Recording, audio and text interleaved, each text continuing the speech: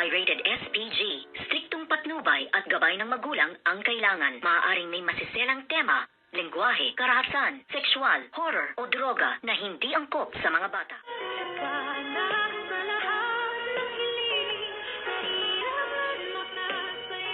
Good morning and welcome sa aking munting channel. Hindi nakapagsalita itong ang bruhang or demonyitang si Morganago, or mas magandang sabihing demonyitang si Moira, dahil nga sa biglang pagpasok ni Miss Lynette Santos at isuot sa kanya ang damit pangpatay na iniregalo nga sana ng demonyitang si Moira kay Chang Susan, na kahit nga ito'y malakas at buhay pa ay bigla niyang regaluhan ng damit pangpatay. At ito nga ang sinabi ni Miss Lynette Santos dito nga sa mga board member na ka-meeting nga nila, na nais nga niyang siya sana ang maging CEO ng Apex Medical Hospital. At sinabi nga ni Miss Lynette na ito ba ang nais niyong maging CEO ng Apex, ang babaeng gustong patayin ang taong malakas pa na may sakit lang naman. Yan ba ang nais nyo baka isipin ng mga tao dito o mga pasyente dito sa Apex, na pinapatay natin unti-unti ang mga pasyente or ang mga tao dito?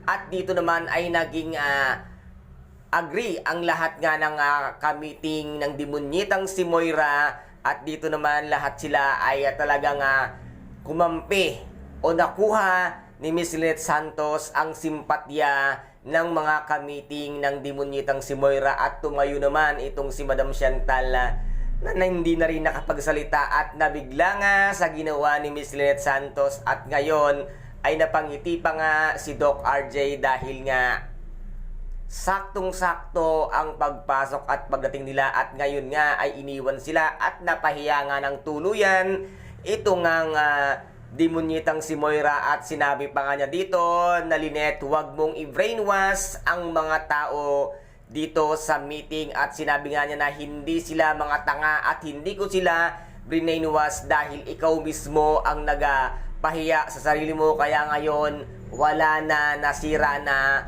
ang pagnanais nitong demonyitang si Moira na siya ang maging CEO ng Apex Medical Hospital. Ngayon, anong mukha pa ang hihaharap mo ngayon sa board dahil nalaman na ang tunay mong ugali at katotohanan na ikaw at si Moira ay magkatulad lamang ng ugali. Asya nga pala, iisa nga pala kayo nito nga si Morgana at si Moira. Kawawa naman ng iyong half-sister na si Nushi or si totoong Morgana, dahil sinira mo ang kanyang pangalan at ang kanyang reputasyon dito nga sa Apex, lalong-lalo na sa mga board member. Ano kaya ngayon ang gagawin nito ngang tunay na Morganago once na malaman niya kung ano namang kapalpakan at kabalbalan ang ginawa nga nitong demonyitang si Moira? Baka ito na ang panahon para nga mismong si Morganago ang maglaglag sa'yo at magbuking sa'yo sa tunay mong pagkatao. Kaya ngayon humanda ka na, demonyitang Moira, dahil paparating na ang kalbaryo ng buhay mo, na mismong half-sister mo ang siyang tatapak at maglulugmok sa'yo sa katotohanan at sa putikan na kung saan ay doon ka nababagay. Kaya guys, ito po ang ating pakaabangan dito nga sa abot kamay na pangarap, na kung saan ay napaka-intense at kapanapanabik ng bawat eksena. At kung nagustuhan po ninyo ang aking videos for today, paki-subscribe na lamang po ng aking channel, paki-like and share para maging update kayo sa lahat ng gagawin kong videos.